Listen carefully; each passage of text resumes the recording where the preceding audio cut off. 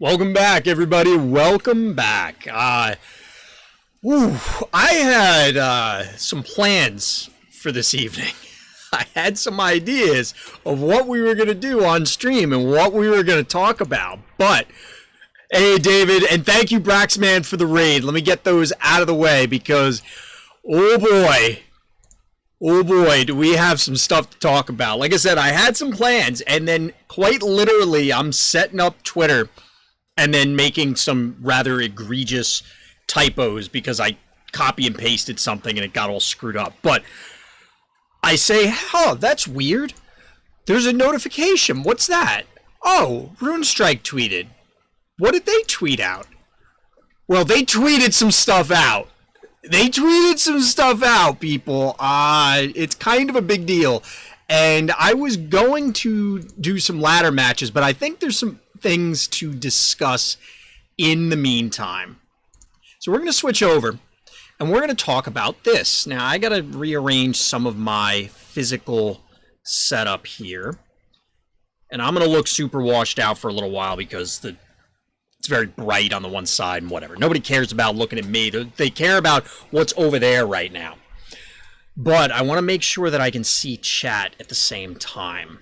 I always like having chat to keep me honest for this. So we're going to do the freshest, hottest lava takes about some of the patch notes. We care about that beautiful facial fluff. What's funny is, like, my wife keeps telling me that she likes it, but then in the same breath is like, but you need to trim it up a little bit. And I'm like, so you're saying you actually hate it, and you're just hoping that it gets better. It doesn't get better. But we do actually have a significant portion of the upcoming patch. So, as mentioned before, and you can see at least... So, Braxman, who rated us, did have a spoiler today. Braxman, are you still in here? I'm not sure if you're still hanging around or not, or if you just rated and said hello. But I believe Braxman's preview was today.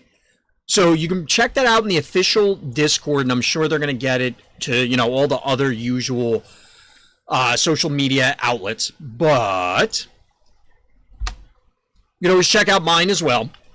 But we've been getting the spoilers periodically. So here, okay, cool. If you want to, I have the... links will get eaten by the bot, but I know you did a YouTube video, so if you shoot me that, I could send it out real quick. War Barracks card? Okay. War Barracks is one that I was excited about, too. War Barracks is one of the ones on my list. But one of the other things that people may have forgotten about, I'm not sure how, but there was this modification, we'll say, a minor shift, a slight tweak to every champion in the game. All of them.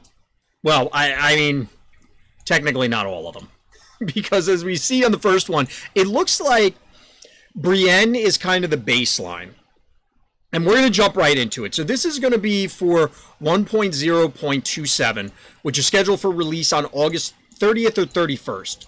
So not that long ago. Many, a substantial number. Just a couple, a handful. But I think there's important things that, and I'm going to put this out in front, we'll come back to it, but I love seeing this stuff, and it's not just because of the actual implications on gameplay. It's that you also get kind of a window into the developers' minds when you get patch notes like this, and I do appreciate that they're putting out an explanation for each of these things. I've been playing, like many other people, I play lots of games. Not just card games, whether it's various video games, other physical board games, whatever.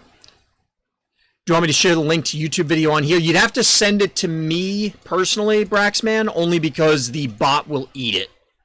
Because links are blocked. So that's the reason why. But I could post that for you if you send it over to me. Just PM it to me, either in Discord or on here or whatever.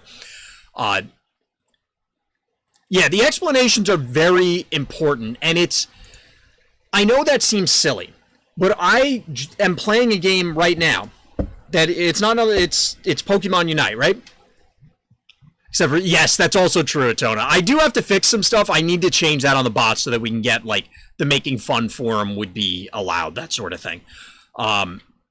Sent on Discord. All right, let me do this before I forget. We're going to copy this.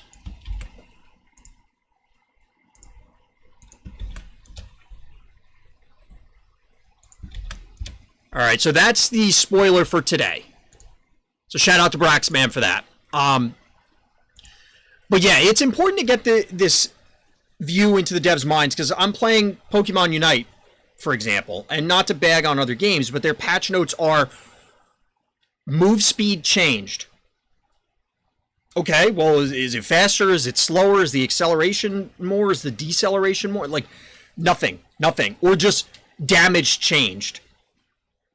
That means nothing. Like, this, what you're seeing up here, is exactly what I always like to see. Where, yes, it may not answer every single question. You can't answer every single question. You can't anticipate every single thing. But it gives you an idea, and it's important for baselining things. So, for example, Brienne is actually something we're talking about. The fact that the devs feel that she's in a good spot power-wise, and I'm reading it verbatim, she isn't at the top of the champion win rates, but her win rate is solid and her abilities all feel useful and fair. Nothing stood out as far as needing an adjustment, and we think she will continue to be a powerful choice in the meta. That tells you a lot about where the devs feel the game both is and where it should be, and what their ideas are for what is constituting fair. And obviously that can be rolled into a number of different conversations. You don't want to read too much into things, but it does help build out what the box is for when you're playing the game and what the design elements that go into it. So I think this is really cool. I think this is very important. So let's actually jump into the changes themselves. The first one up is Crowe. So Crowe's second power, Scavenge, no longer stacks. That's kind of a big deal. So Crowe's A2 stacking created some situations that were a bit too swingy on larger minions. This change also feels more thematic since you can only claim the spoils of your hunt once. Otherwise, we're pretty happy with Crowe overall as well. And I would generally agree, having played an inordinate number of games as Crowe, granted against the AI, but also through various ladder games. I think that Crowe is mostly fine. I think it does fit the theme. I'm very much a sucker for theme. I very much enjoy when things make sense logically from a lore perspective, so to speak. However, I will bow to gameplay implications when those have a greater impact. Like, okay, all things being equal, yeah, choose the more thematic option. But where I'm going with this is if I felt that Crowe was in a terrible spot and needed this massive heal every other turn kind of thing, then we would be having a different conversation. But I agree with the devs here. I think this is fine. The stacking played in personally for me when I was running through the campaign. It did come up in some of the matches through the Raw campaign. I've played against Crowe where it came into play. It didn't ultimately matter because a lot of my decks are more on the aggressive end, so it's okay, well, you scavenged my Sickle Stalker twice, but you also let it punch you in the face twice, so it evened out. Like, it matters, but I don't think it's as big of a deal, or wasn't in those matches. I think that this is solid. I think that we've talked about before how I personally feel aggro is kind of not in the dumps, but is on the lower end of the power spectrum. So I think that eliminating tools like this where it could be problematic is also good, although obviously stacking up blood and then just dumping a bunch of scavengers on your opposing control opponent's finisher also is problematic and could easily swing a game. So I think that this makes sense. I'm on board with this one. So next one up is Darlok. So Darlok's second power is redesigned as Void Reach. It's now draw a rune from the void for 2 blood. Darlok's third power, Enslave Mind, now has Suffer 3 instead of Suffer 2. So in addition to Darlok continuing to outperform many of the other champions, his abilities created play states that were simply unfun for opponents. With access to Transmute as well as a 2-blood ramp ability, Darlok could often play cards such as Doom Knight on turn 2 or 3. Darlok's Realm combination mixed with his ability to cheat mana continually proved to be too much. This A2 really fits the forbidden magic Darlok is known for, as well as giving a strong Void synergy option. The change to Darlok's A3 was targeted more towards limiting the total number of turns an enemy minion can be corrupted for. Previously, an A3 target could easily be corrupted for 3 to 5 turns. Now the ceiling of this ability should be 1 to 3 turns on average. I don't know about Rip Darlok. Honestly, I think his A1 was the most oppressive from other archetype standpoints. Now, I have to caveat that because obviously being able to power out enormous and powerful minions that early in the game is just game breaking. We've talked about it many times before. Drawing cards and ramping resources are among the most powerful things you can do in card games that feature, you know, your standard mana curve sort of resource system, as well as, well, unless you're playing a card game that somehow doesn't care about card advantage. Aggro guy complains about the life gain ability. I mean, it's more the removal, to be honest. The life gain is certainly obnoxious, but it's removal early in the game for very, like, yes, Enslaved Mind or the ramp would come into play before, but being able to just remove things very quickly, especially if you go first, I thought was a problem. It might still be, but that's a lot of notes. It's a lot of notes, Noah. We're going to try and get through them all. I'm going to be real hoarse by the end of the night. Well, maybe not. I run my mouth all the time. It's used to it. But anyway. So I do think that powering down the ramp, because actually, as of late in Discord, there were a number of memes going around about people powering out Broodmothers on, like, turn 3, which is hilarious and generally unlikely, I guess. I don't know offhand the exact numbers required, but realistically, that's pretty damn powerful for that early in the game. It's kind of hard to argue with that. So I think it makes sense. I also agree with the Enslaved Mind thing where you're getting removal, and it's not just removal, it's probably at least a 2-for-1, maybe a 3-for-1. This is very powerful. And I think it is 5 blood, I'm pretty sure, for Enslaved Mind. So it arguably has to be. But I can definitely get behind this. I don't think it's going to change the usage all that much, but it won't necessarily lock somebody out of the game as readily as it did previously, which is, I think, part of the issue. Is whereas before, if you're corrupted for like 3+ turns, your opponent needs to either commit all in right now and then just, all right, sucks to suck, I'm gonna lose a bunch of my guys, or they're not playing any cards for several turns. And there are definitely scenarios you can set up similar to that with other cards, other things involved, but this feels like a bit much. So this definitely makes sense to me as well. All right, so next one up is Dawn, which is a champion that I've been looking at, so let's see what she's got. All right, Dawn's first power, Steal Life, is revised. Until end of turn, target minion gains 1 power and drain for 3 blood. Dawn's third power, Eclipse, is revised. All friendly minions gain +2/+1, and all enemy minions lose -1/-2 for 5 blood. Dawn is in a fairly good state overall. However, at 2 blood, the consistent amount of drain Dawn had access to could be a bit much at times. At 3 blood, the pacing of the ability is a bit more fair. A temporary 1-attack buff helps increase the healing as well. A slight stat adjustment to Dawn's A3 should make it so that the ability is more tempting to pay 5 blood for. Reducing enemy minions' health by 2 makes this a fairly consistent AoE option for Dawn without being too strong. I actually really like the last ability. Now, I'm not sure whether this is realistically, either change is going to push out the primary use of reusing enters play abilities or bury effects or whatever with A2.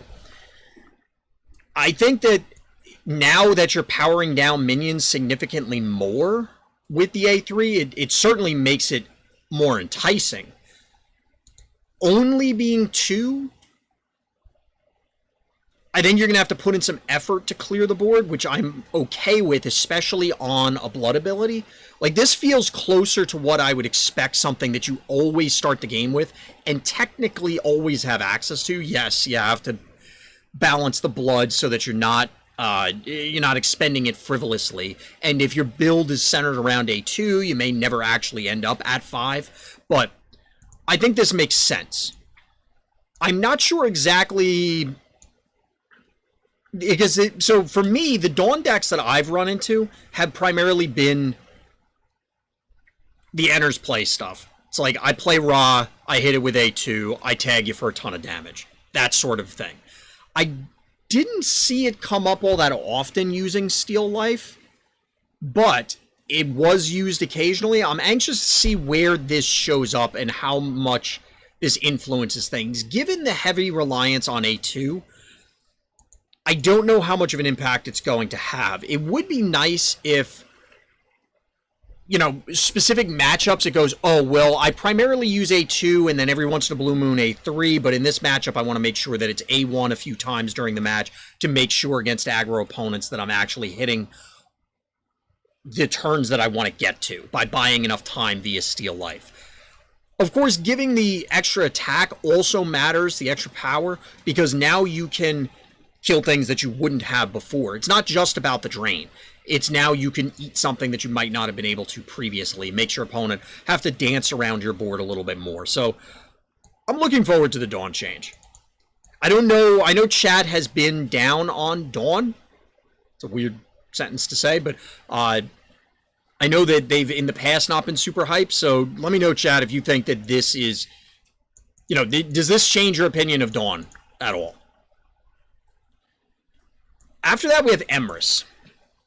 So Emrys' second power life force is getting revised. What do we got here? So life force is getting revised to target friendly minion gains +2 health. All other friendly minions gain 1 health for 2 blood. So the cost is staying the same, but you're not building up the entire board. You're only building up a single minion primarily, and then just a little bit on the others. Emrys had the ability to create early game states that were nearly impossible to overcome. +2 health across the board was just too much for such a cheap ability. Rather than increase the blood cost, we toned down the total health gain possible to try and bring it back in line while still preserving the value.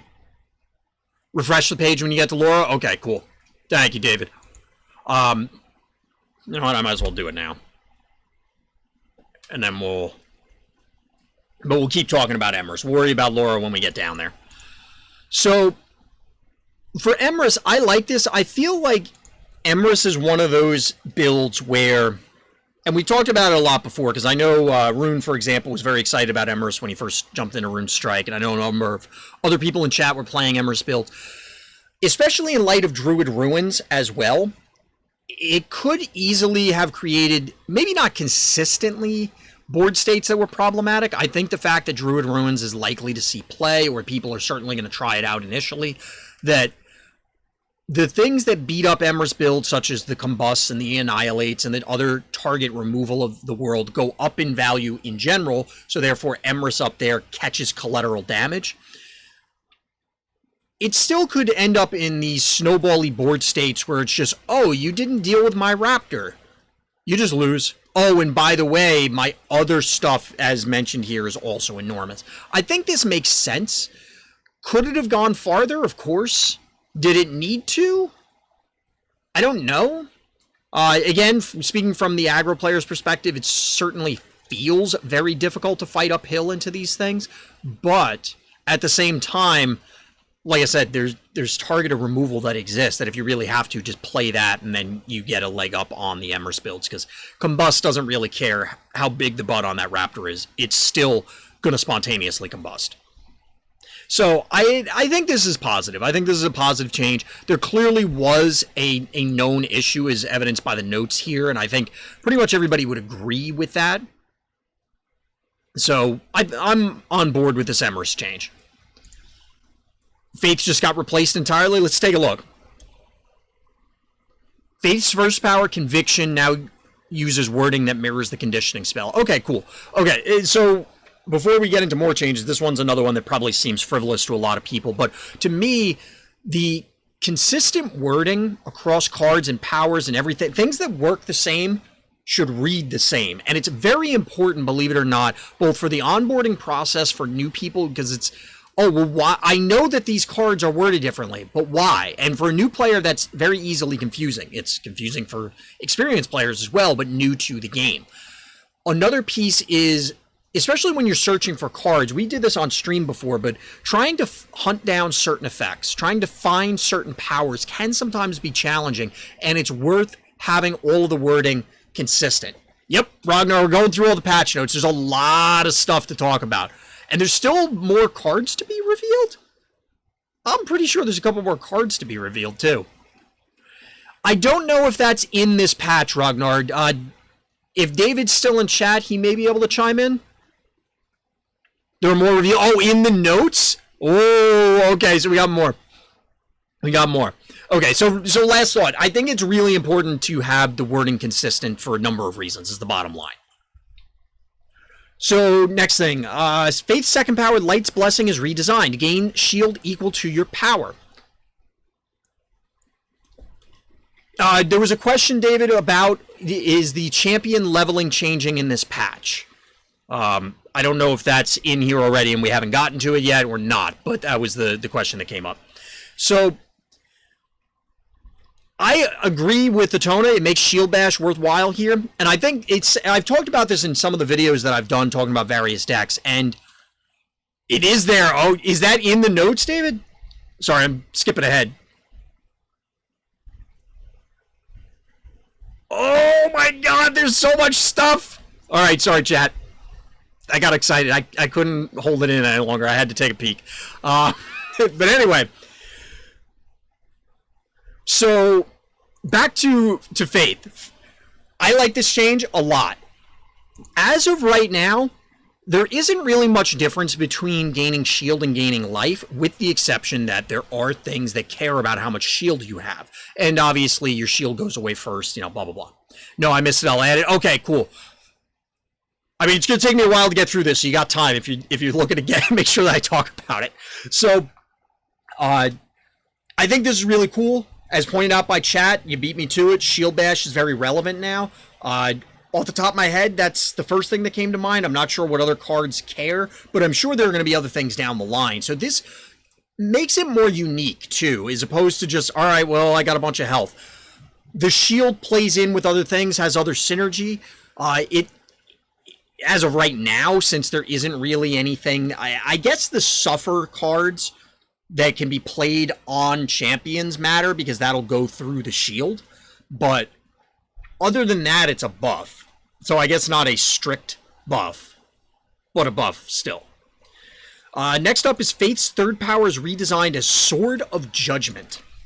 Immediately attack target minion. If it survives, it is stunned for 1 turn for 5 blood. Note, she can attack friend or foe. This attack does not happen in the attack phase, and using it does not preclude her from attacking as normal. If stunned, Faith cannot execute the special attack, just she cannot execute her normal attack. Faith went through a bit of a journey during this balance season. We identified Faith's A2 as too powerful and in need of adjustment. Because the late game swings after Faith used her A1 conditioning a few times were a bit too strong, so the natural change was increased to 3 blood. However, this felt too weak. So we changed the healing effect to shield. This accomplishes 2 things. First, it allows Faith to go over 100 health if she can gain enough shield. Additionally, the synergy-enabled cards like Shield Bash provide Faith with some much-needed removal. Her A3 also presents a new, interesting removal option that can also control the board for any surviving minions. So, initial impression, I love this ability. This is really cool, and the fact that it's essentially kill a minion, or, well, maybe not essentially kill a minion. It's essentially deal damage to a minion, but it does it in a cool and flavorful way. Remember I was talking earlier about how much I love when stuff ties into the lore and the flavor? This is one of those examples where it could have easily been deal damage equal to your attack, but the simple fact that it ties directly to, and it says the word attack, which implies, again, like the note said, that stuns work. You can, as in stopping your opponent, if there are things that buff your attack later on down the line, as in like when you attack, gain X extra additional attack. That was a very awkward statement, but you get where I was going with it. Or opposing things that debuff you when you attack. It all influences these things and suddenly gain or lose value based on Faith's position in the meta, which is very important to have, you know, the ever-evolving things. While I personally love to sit and play the same deck game in and game out, and I'll play the same one a gazillion times, most people are not like that, and they're fine with these things changing, and it gives you this cool moment of, well, Faith has really been kicking my ass. I could run this. Or as Faith, well, I'm losing to this. Well, you know what? I'm going to kick their teeth in with this other card. And it lets you shift builds, shift deck lists, and all this kind of stuff to come up with more fun things. I really, really like this. I really like this change. And like I said, I like the shield change as well. Yes, it's not strictly a buff. I think it's going to be a buff in most scenarios. You will have to do some juggling with the shield bash things because, you know, your opponent influences the shield. But at the same time, you weren't running shield bash before, so now you have a new card as an option. So I have a hard time seeing a negative there. You know what I mean? I like this. So I'm happy with Faith. And again, chat, if you have other opinions, feel free to throw them in chat and let me know. So next up is Hyperia. I actually played a Hyperia in the beginners tournament today. So Hyperia. Hyperia's second power, Tribal Wisdom, is revised. Target friendly minion gains +1/+1 for each other friendly minion in play. Notes, this means that the target friendly minion no longer includes itself in the count. Yes. It's good that, so this seems silly and kind of redundant because if you read this, it literally has the word other. But as somebody who constantly just, whether you played a lot of card games or not, because I was about to say, if you played a lot of card games, you'll skip over stuff. But even if you haven't, you do that. It's just one of those things where the human brain is sometimes funny. It's, oh yeah, I know what that means, and you just kind of skip to the end of the sentence. I know I do that all the time. Maybe it's just me. Maybe I'm just the dummy. But I appreciate that they're pointing out what the functional difference in this is. So, this minor change for Hyperia brings her more in line with our standard for board-wide buffs. Now, much like other cards, the minion will not count itself when buffing based on the board. Again, a consistency thing. It is obviously a slight nerf. It's not going to buff itself, but I think that's reasonable. Now, I'm honestly, personally not too familiar with Hyperia builds, so I would imagine this isn't a huge kick in the teeth for Hyperia. Again, it's only a 1/1 loss, or -1/-1. Clearly a nerf, but as I said earlier with Brienne, you can judge based on the quantity of changes, the type of changes, all these things, where the devs feel some of the champions are. And of course, one thing that I didn't call out earlier, but there's also a future-proofing element to all of this, where the devs have in mind what's going on 6 expansions from now, as compared to we're all super hyped about Kingdom's Construct and how it's right around the corner, only a few days from now, but they need to plan farther ahead in the, you know, the future league sort of thing. So can we infer a whole lot from this about the state of Hyperia in November? Probably not, or at least I can't, but you have to also take that into consideration when you're looking at these of, well, why did that change now? Or why wasn't more changed? Or I would have rather have seen it turn into a pineapple. I don't know. Everybody always has their 2 cents, and you have to take a step back and think about it. So next up is Keeper, which I'm very much interested in, because Keeper is going to be on my to-play list very soon, just by virtue of working through the champions. So the first power, Soul Spores, is redesigned. Target minion loses -1/-1. At the end of its turn, it loses an additional -1/-1. That's actually kind of cool. It's a little weird that it's the Keeper's losing their life gain from A1, the healing, but you know, it makes sense. It makes sense. It's interesting that it's target minion as well, so you could hit your own stuff if you really needed to. So that's kind of interesting. I like this. Keeper's second power is redesigned as Summon Creeper. Summon a Noxious Creeper to target friendly slots. So a Noxious Creeper is a 3-cost 3/2 with Berry. Opposing minion gains suffer 2 and then bury deal 1 to adjacent minions. Keeper had a few issues that we wanted to address. First, Keeper's A2 and A3 having the same blood cost is something we want to avoid as a general philosophy. That's cool to know. To me, it doesn't really bother me. If the champions all had identical costs and then every power was just narrow for different scenarios, I wouldn't mind that, but it's interesting that this is a general philosophy, and I think that that's, something worth looking for.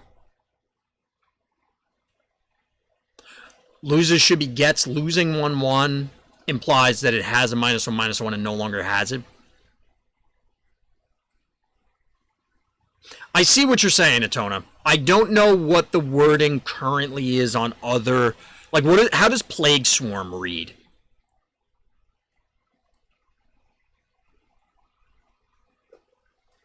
I'm not sure off the top of my head, but I hear what you're saying there. Second, while Keeper's A2 was fine power level-wise, it just wasn't exciting or interesting to play. Keeper's new A2 fits him nicely from a thematic perspective, while also providing an interesting board control tool. Keeper's A1 fits a Suffer playstyle, while also acting immediately, which is something his previous A1 lacked. Lose means loss of life, it's bypassing shield and protected. Gotcha. Damage can be mitigated, loss of life cannot, except for invulnerable. Gotcha. Thank you, David, for the clarification. I like this. I like that there's this new thing, Noxious Creeper. One thing to point out is, since we're also on the topic of wording, so this is opposing minion gains suffer 2, and the opposing minion gains the berry, as opposed to the Noxious Creeper gains the berry. I could see people maybe getting confused by that, where the Noxious Creeper has the berry, and it's kind of like Malice Fiend or Malice Demon, whatever the 1-drop demon is that deals 2 when it dies to your stuff. So this is actually pretty exciting. I like the idea of something new. I'm a little bit sad about the loss of the heal on Keeper, but it makes sense. I kind of like where this is going. This change. And like I said, Keeper is on my next to play list, so I'm anxious to see where this particular champion shakes out in the general scheme of things. I was having some difficulty personally making Keeper work, but now with the Creepers, maybe something will work out here.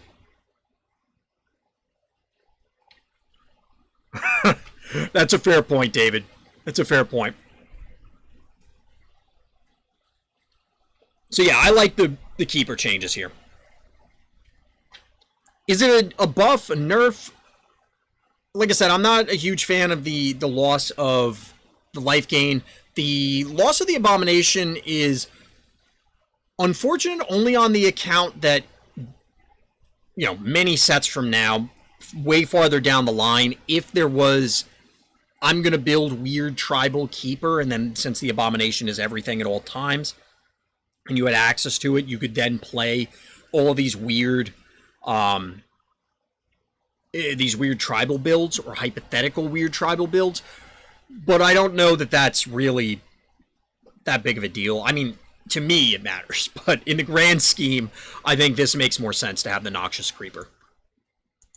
I am curious what tribe it is now that I'm on the topic, though. We'll see. All right, so Lora. This we were told to refresh because I guess there was an update to it.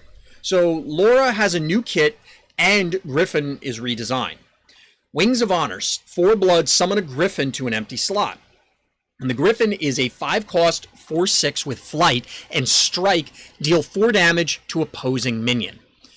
This is actually pretty interesting, because we've talked many times about how flight in Runestrike almost feels like a drawback in many scenarios, because you can't interact with your opponent's board, and either through blitz or existing stuff, because you had to block, realistically a lot of flyers were not long for the world unless they were just enormous. Shout out to Broodmother. Griffin has a pretty big butt, so it's likely to survive, but now it's interacting with the opposing board, which is very cool. I do like that, and it's a nice departure from the other flight minions. So it's a pretty cool, toes in the water for that sort of thing. So next up is Air Superiority. It's 3 blood, move target friendly minion to any friendly empty slot. This is actually, so far, maybe my favorite.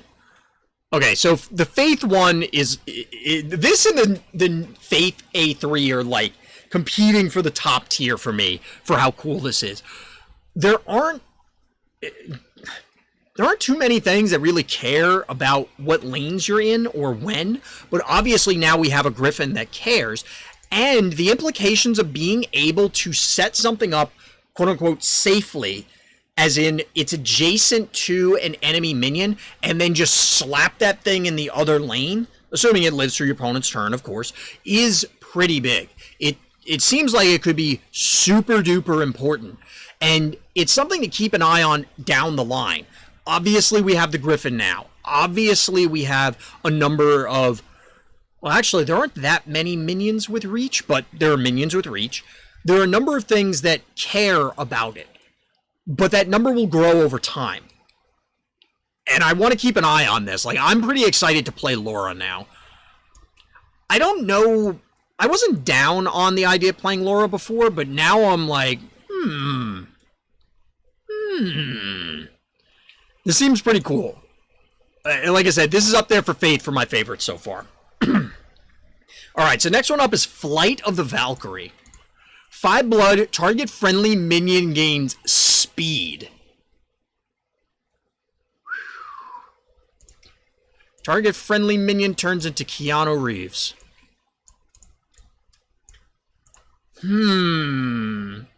Alright, I want to read the notes and then we'll come back to it. Lora. She's been a topic of hot discussion for a while. At her peak, her A3 rained terror upon opponents when combined with Pagan Harvest. Nowadays, Lora was basically just an incredibly powerful A3, with 2 other abilities that were almost never used. Because we felt like no matter what other abilities we gave Lora, her A3 would reign supreme, we decided to completely redesign her. Fair. Now she can still summon a redesigned Griffin without Blitz, swiftly move her minions around the battlefield, as well as give her minions speed to capitalize on momentum. We hope this newly designed Lora is much more interesting to play with and has 3 compelling abilities instead of just 1. Griffin with speed is 8 damage? Yeah. I was going to come back to that. I absolutely love speed. I haven't seen that movie in forever, but it was a good movie. I still say Constantine is my favorite Keanu Reeves movie, but I have other reasons for that. I've mentioned them on stream before, but anyway. As far as Lora goes, again, a champion that I didn't have a lot of experience with. I honestly didn't play against her that much, and I definitely missed the whole Pagan Harvest season, I guess, or episode, or Reign of Terror, as it's put here. Yes, Belle, that would be the reason why. It comes up fairly often. But without having experienced the other Lora, at least all that much, I like this one. And this is really very interesting. All 3 abilities are compelling. All 3 abilities, I think, especially as I was, rambling on and on about for air superiority, each of these could build different decks as time goes on. Wings of Honor, obviously you're getting Griffin that's cool. It synergizes well with each of the other 2 powers. But air superiority, if we get more reach, we get more minions that want to exist for a turn and then go into a lane. A different lane, whatever, if you want something that's big, your opponent blocks it with a bigger thing. All right, I'll get it the hell out of the way. There's a lot of ways that this can be leveraged. And then Flight of the Valkyrie, giving something speed. I like these kind of big red button effects where it's, all right, the game's gone on long enough. I think it's time to end it. And you go, wham! All right, my big dude is just closing the game out. That sort of thing. I think that's fair, Noah. I think that's fair. That's a fair assessment. But yeah, I really like this Lora. I'm very excited. And like I said, air superiority is up there with the Faith A3 for coolness factor. Now, again, just to clarify, all of these hot takes, I'm going to try and specify when I think it's like a power level thing. Obviously, like speed is very powerful. I think moving minions is maybe not hugely powerful right now, but it's so subtle of an effect that it might be. I've come from games where moving things in lane systems like this can be a big deal, so it could be a big deal. And the wings with the redesigned Griffin are very cool. But in general, the power level argument right now is giving way for the coolness factor. And I think the Lora changes are really cool. Alright, so next up is Majus. The champion you start with and we're all very familiar with. What does he got? Majus' third power, Arcane Reconstruction, is reduced in cost and Arcane Construct is revised. Updated with champ info under other. Cool, thanks David, appreciate it. Have a good night. Thanks for hanging out. Thanks for coming by. So let me refresh and we'll come back to Majus so that way we can just keep scrolling down. So Majus. Majus is, we just read that. So summon an Arcane Construct to target empty slot, 4 blood. Arcane Construct, 5 for 3/6 with Anchor. When you play a spell, you gain +1 shield. Interesting. Majus is in a fairly good spot overall. As the introductory champion, we enjoy the fact his abilities are fairly simple to master and introduce gameplay elements very well. At 5 blood for his A3 power, however, it's often missed the mark, making his A3 1 blood cheaper, as well as redesigning the Arcane Construct to have spell synergy, gives Majus a more natural feeling ability that fits his overall theme well. Now, I played against Majus decks that very much leaned into the old version of Arcane Construction. I anticipate that they would need heavy reworks, the decks that is, in light of this rework.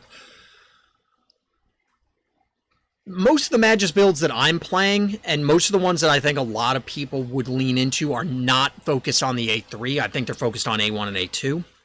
So I don't want to say that this is irrelevant, because it obviously matters. And we've seen in recent days a number of, we'll say, spammy spell decks.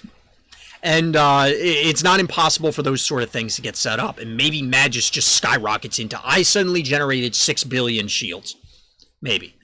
I'm not sure that's really going to be the case. But it's something to keep an eye on. I think this is interesting.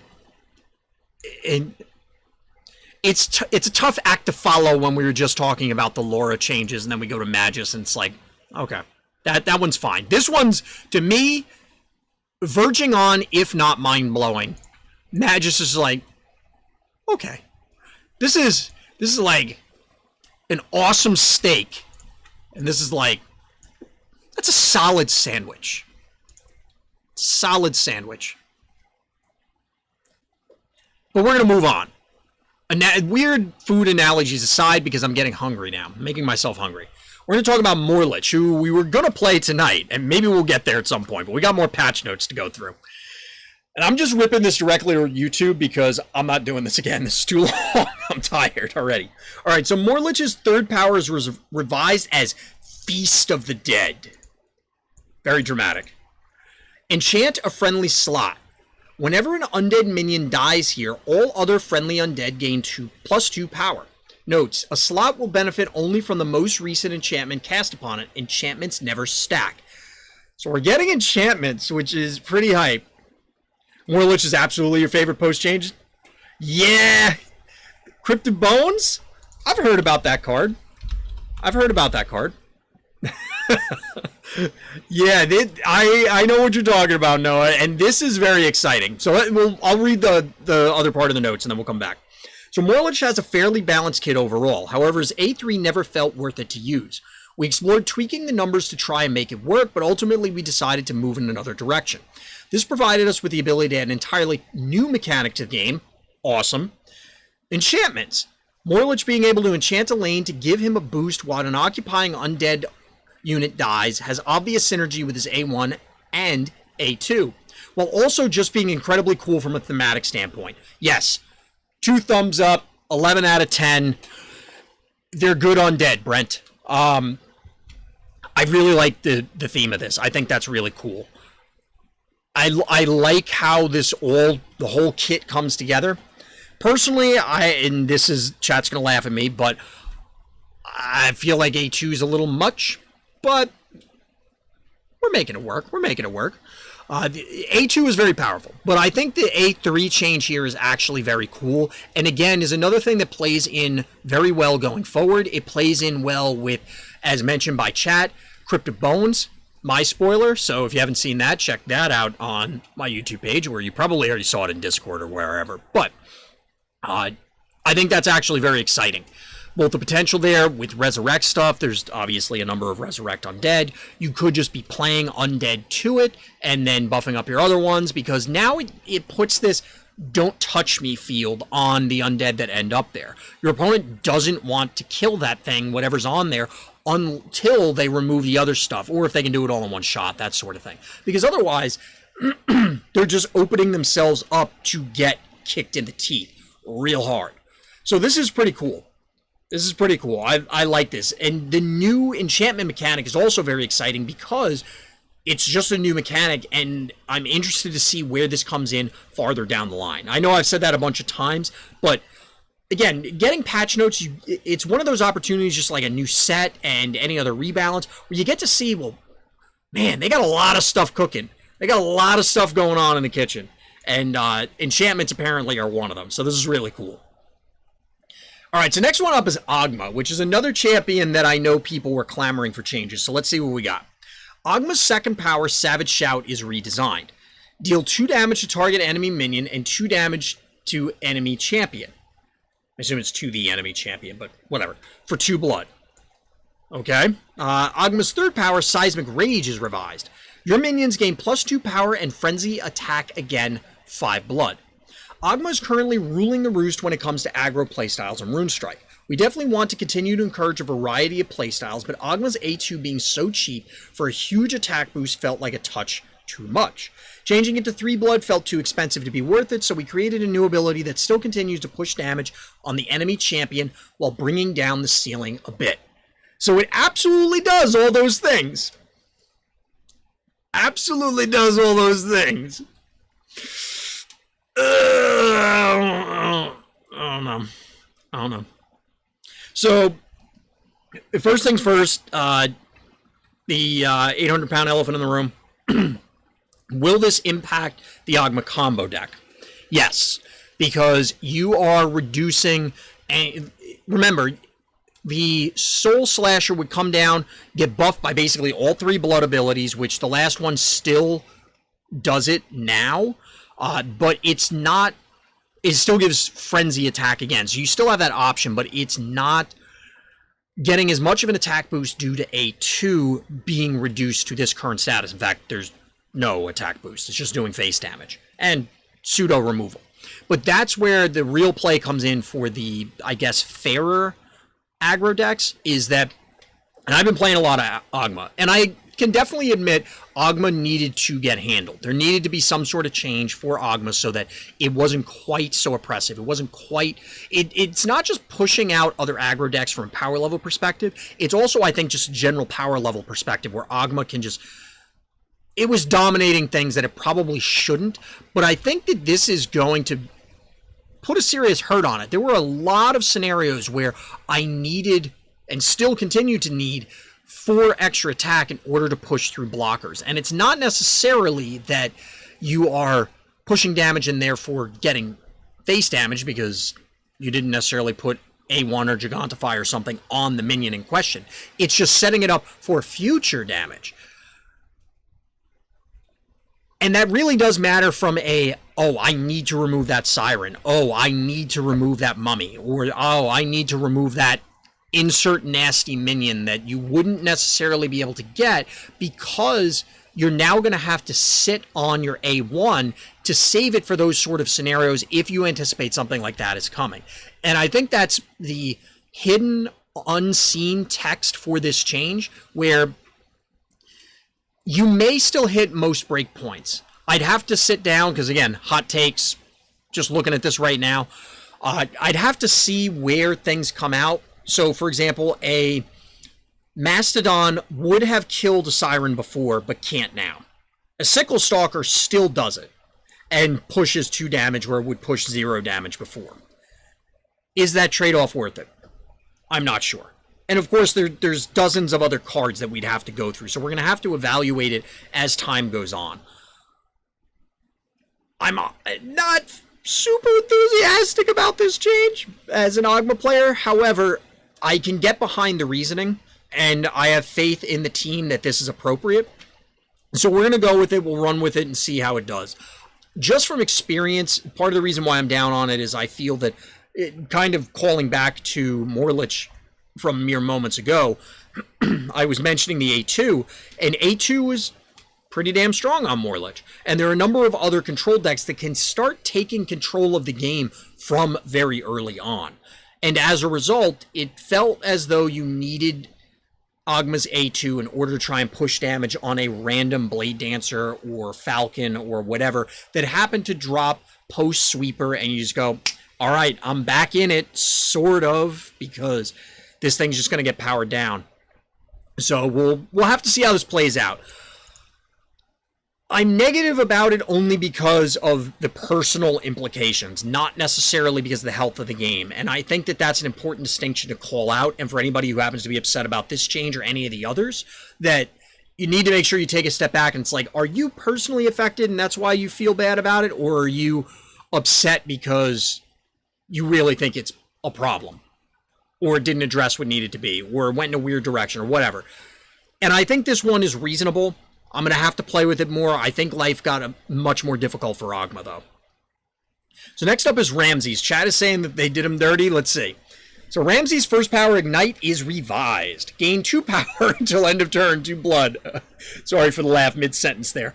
It used to be 3 power, so we'll come back to this.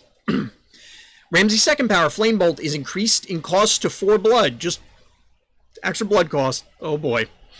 Ramses presented an interesting issue when it comes to balance adjustments. We enjoy Ramses' playstyle being focused on champion attack. However, the amount of damage Ramses could output for very little blood, as well as minimal opportunity for counterplay. You personally feel attacked by these notes, Beard? Is signaled that a change should be made. These tweaks to Ramses' damage output bring him closer in line to the damage output that Faith is capable of in a similar playstyle. Ramses very much keeps his identity in check, but the timer that he puts on games should be extended by a few turns now. Damsies. Yep, that's what I'm going to name all his decks from now on. Yeah, I played Ramses recently, and I really enjoyed Ramses' playstyle. I'm not a fan of Flame Bolt. I honestly wasn't sure it was worth 3 blood. A lot of the time, to be perfectly honest. Now, that being said, that was because you could get 3 power out of A1. And I have not yet, at least I don't think I've not yet, unlocked the A3. I could certainly see it now being, well, I hold on to my blood, A3, and then after that point, if I can continue clearing the board, just A2 from there on out, or set up, or excuse me, A1s, or A1 at pivotal times and then A5 to clear the board later, that sort of thing. I get what's said here. I don't have Ramses, but I saw how he could power creep. Yeah, and that's the thing. That's exactly where I was going with it, Beard, is that what's stated here, and I didn't graph it out, obviously. I could. Where the breakpoints are between Ramses A1 and other champions' powers versus other effects of damage at different points in the game. But the implication here is that they just don't want people spamming A1 and saying, well, I'm going to end the game just by punching you with more or less uncounterable damage. And I think that's reasonable. I think that makes sense. I don't know what Ramses' win rate was, for example, and like, was it way out of line, or is this strictly from a play pattern thing or a combination thereof? I think the reasoning is justifiable for these changes. Like I said, I wasn't super enthusiastic about Flame Bolt to begin with. At 4 blood, it definitely feels like it's overcosted to me. It was something like it takes 14 turns for Faith, but Ramses' deck clocks at 9 turns or something. That's fair. That makes sense, Noah. Yeah, I won't hold you to the exact numbers, but somebody could obviously graph it out, and then we could see what it is now.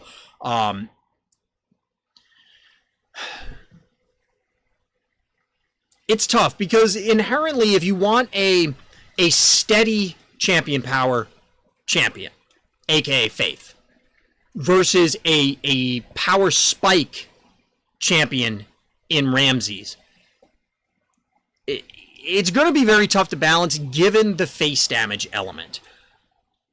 And it, realistically, as was pointed out by chat and is pointed out in the notes, it's just going to come down to graphing it and saying, all right, well, here's where the two intersect, and this is that okay at that point? Yes, great. We try to pin both of them there. No, all right, we adjust it to wherever it needs to be so that way both of them are in alignment, because it should not be out of whack like that, barring other mitigating factors. So if Ramses was supposed to be faster for some reason and the rest of the kit was compensating for that fact, or that compensated for the rest of the kit, or the realm combination just played out that way, that sort of thing, I can get it. But I like the idea of bringing the champions more in alignment like that. I can get behind this change. This kind of is like the Ogma one, where it may personally hurt, but I think I can get behind it, and the justification logically makes sense.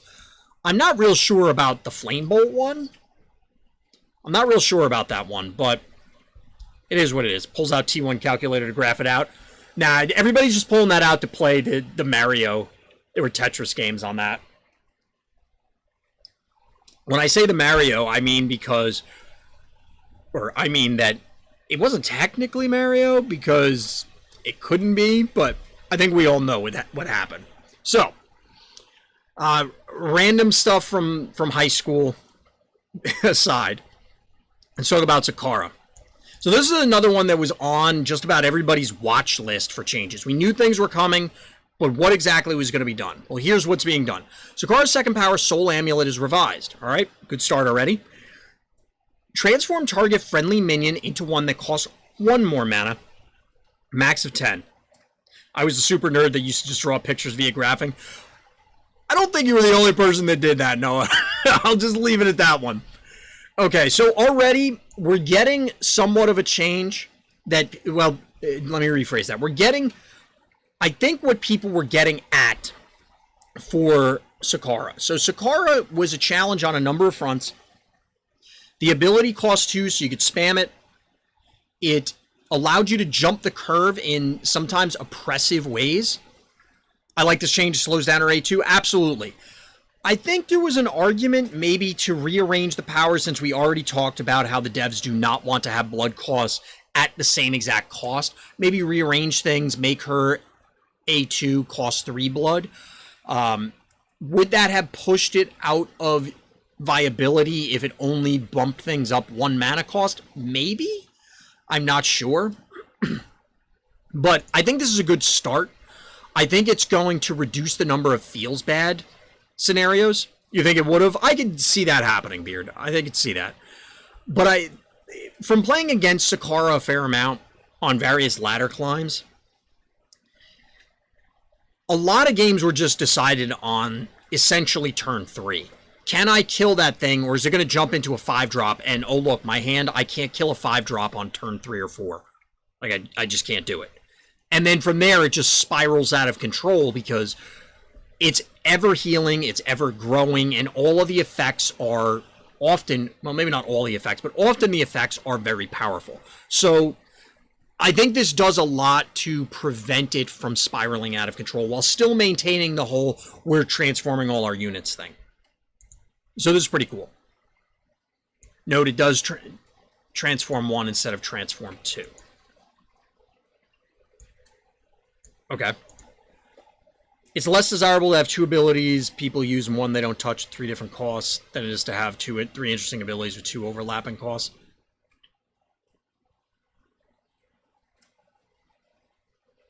It's less desirable to have 2 abilities people use and 1 they don't touch with 3 different costs than it is to have 3 interesting abilities with 2 over. Yes, I had to reread it because I was confused for a second, Noah, but I would agree with that statement.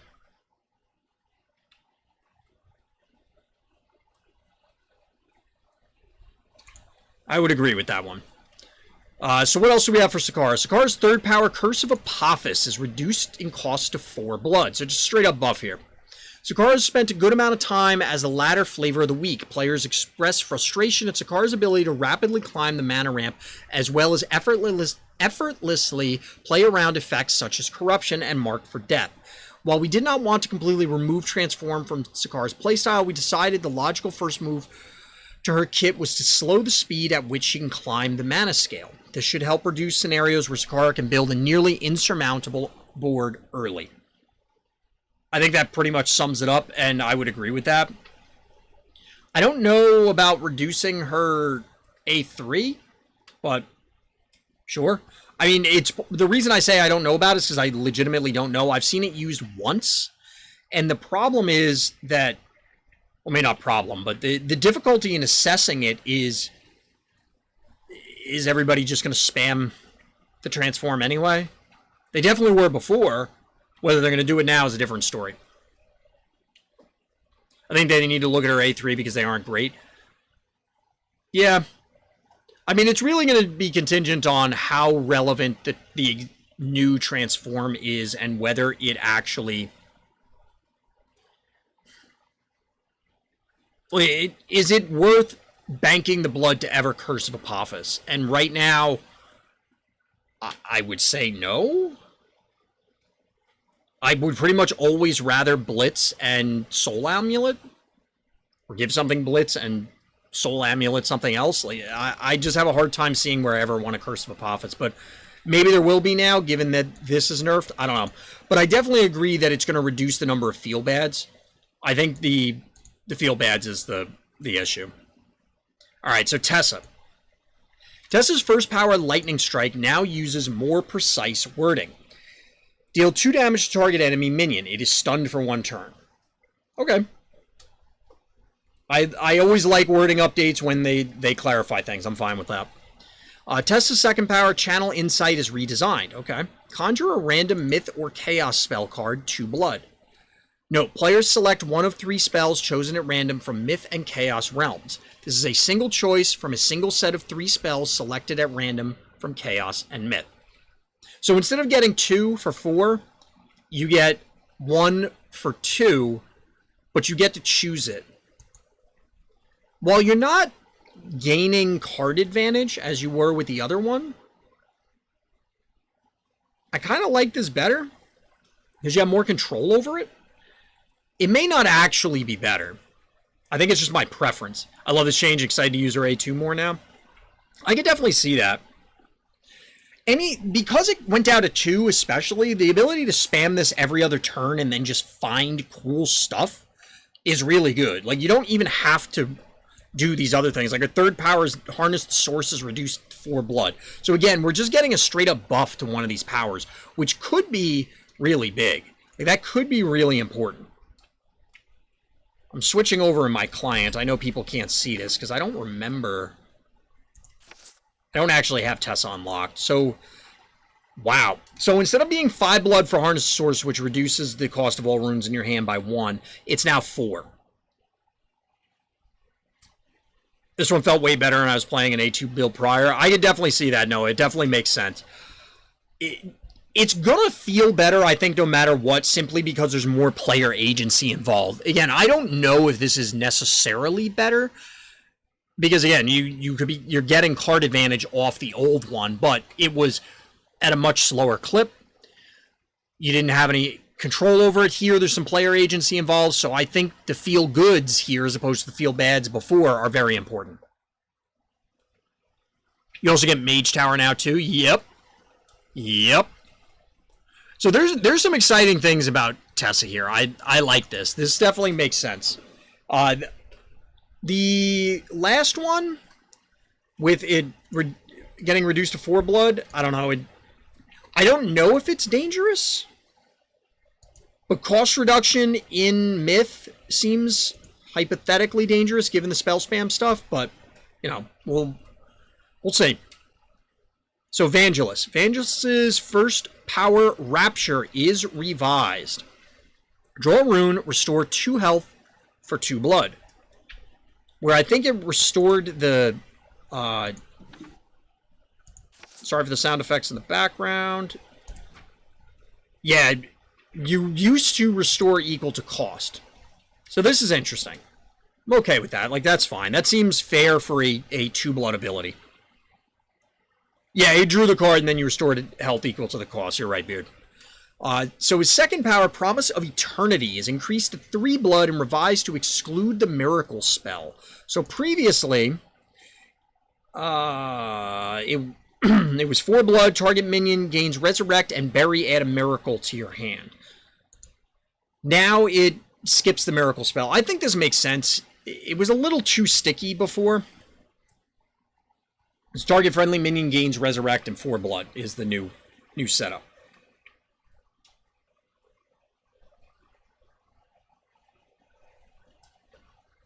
Wait, what?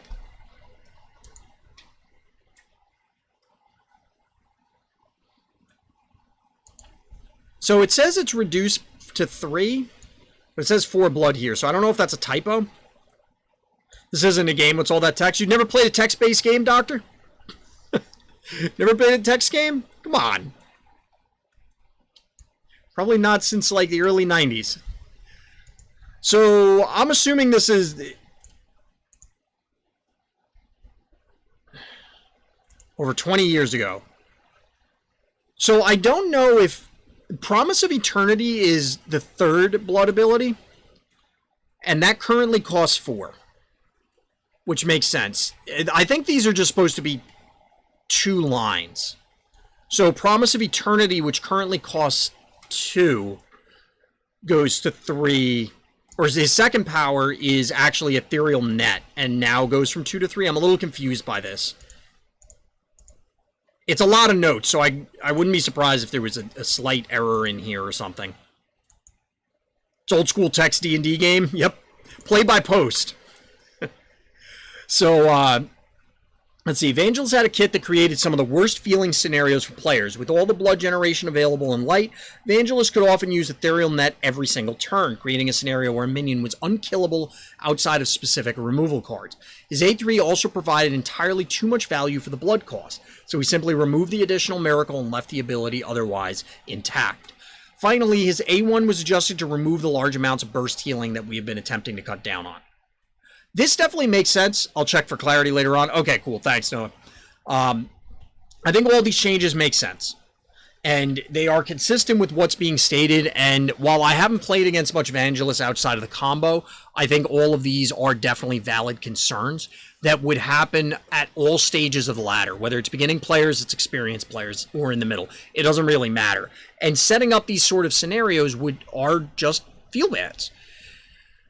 And until there's more cards in the game that allow you to get around things like Vangelis' powers, which maybe there shouldn't necessarily be, because then it just dilutes and it's this arm race, and we've talked about it a lot of times on stream, but I think this makes sense. So, I'm okay with the Vangelis changes. These are solid. All right. So next up is last of the champion changes is Zeacon. Then we have a bunch of cards, and then we have other stuff, spoilers, and there's lots of things. And there's an other here. We got all kinds of stuff. So Zeacon. Zeacon's first power, Betrayal, is redesigned. Add a torture to your enemy's hand. What is a torture, you might ask? Torture, your champion takes 1 damage. Keep, your champion takes 1 damage. So there's no mention of the cost here, but obviously there's going to be something to play it, and you need to get it out of your hand. This is kind of cool. It's kind of interesting that it's a very digital card game thing to do this. And I like that this sort of thing exists. I think this is really cool. I can see the play patterns with it, and I anticipate there's going to be scenarios in the future where people are going to be very unhappy. You can deny them a draw if they're at 7. Yep, you're absolutely right, Zithwan. You beat me to it. But you can, and even worse, let's say your opponent has 8 cards in hand. Guess where that torture goes? Just like when you play the Longship Raid and you have too many cards in hand, they go on top. So that torture's going to your top of your opponent's deck. Gonna be a big feel bad. It's gonna be hilarious. It seems like an innocuous thing, But that damage can add up. That damage can definitely add up. And screwing with your opponent's hand, essentially costing them 1 mana every other turn, because there's no mention of the blood cost changing, and Zeacon's A1, I'm pretty sure, costs 2 blood. Every other turn, sap a mana from your opponent. There's a lot of subtle power in this champion power. So I like this a lot. Zeacon's 3rd power, Demon Flame, is lowered to 4 blood. Alright, we gotta check this. Zeacon. Demon Flame, it was 5. Target minion loses -4/-4. If it's a demon, it gains +4/+4 instead. So that costs 4 now. Okay. Zeacon has been a bit lost ever since the change to Corruption. Even before that, he's always sort of a one-ability champion. We created this new A1 to introduce an interesting play style of providing annoyances for your opponent to deal with on their turn. This new layer of decision-making of whether to play a torture spell or use mana elsewhere and accept the downsides is something that we feel is a great addition to the game. Additionally, Zeacon can now interfere with his opponent's hand size, potentially preventing them from drawing a card on their turn. So, I love all of the things about this. This is right up my alley from a playstyle perspective. I might need to revisit Zeacon. Yeah, I'm with you, Tona, because, like, I don't have him yet, but I hear what you're saying. This is pretty hype. There's definitely going to be enormous amounts of salt and rage, and it's going to be delicious. It's going to be delicious. Because people are going to, like, you're going to catch somebody, and they're going to go, that's not that big a deal. Wait, I didn't draw a card. What? And then you're going to put more, because think about, what's the one shadow dude that reduces blood cost by 1? Or any of the blood generators, or what, like, imagine swinging this multiple times. What about that new, the just recently buff card that lets you reuse your blood abilities? I played a bunch of Zeacon internally, and the A1 is so satisfying. I would imagine, like, I can't wait to do this. It's going to be so much fun, and it's like, oh, you're going to feel so evil, which I guess is kind of the point. Like, I'm excited about this. This entire thing seems really good. This entire thing seems really nasty. I also like, just to point out that the old betrayal, where corrupted something is gone, I don't know how I feel about corruption in general, but Bloodright might see some play as well with Zeacon A1. Yeah, exactly. All those blood generators and other things, like, they matter now. I know there were a lot of people that were annoyed with the A1, A2 play in the old Zeacon kit, so I think this is a positive change on a number of fronts. So this is really cool. I'm looking forward to seeing where this goes. Alright, so next up that was all the champion changes. All the champion changes. So let's sum up the champion changes first, and then we'll move on to the cards. I actually really like pretty much all of them. Yes, we talked about Ogma and Ramses. Those are downers for me personally, just because of the things that I was playing. But overall, I think that these are all well justified. I think that these are solid changes, either from a gameplay perspective, a meta perspective, a power level perspective, a new user experience perspective, variety of different things. And I'm pretty positive about all the change. Brienne's new kit, yep. Brienne's got a sweet new kit. That's sarcasm for anybody watching this later and isn't sure.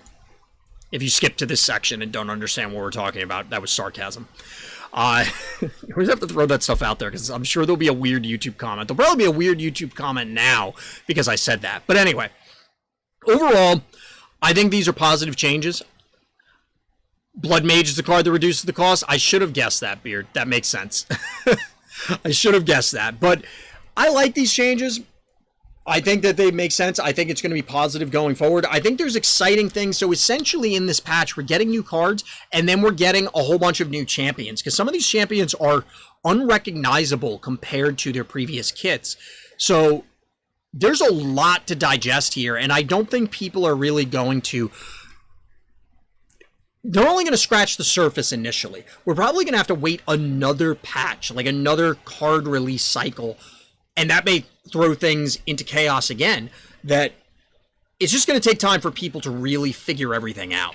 find optimal builds and things. And I like that. It's very exciting. So, champions, we'll move on. Talking cards now. Card changes. Cover of Fog's wording now aligns with camouflages. All right, like I said, good to have wording consistency. Especially for something like this where you want to have, you know, if I'm looking for a specific effect and it's not a keyword, I want to be able to search for the same thing. So Enchantress is redesigned. Hey, we were talking about combo stuff. Is Top Shot in chat? No, Top Shot's not in chat. That's all right. So Enchantress is redesigned. After you cast a spell, reduce the cost of a random spell in your hand by 1 mana. I'm going to go out on a limb and say that the combos that we have seen are still possible. However,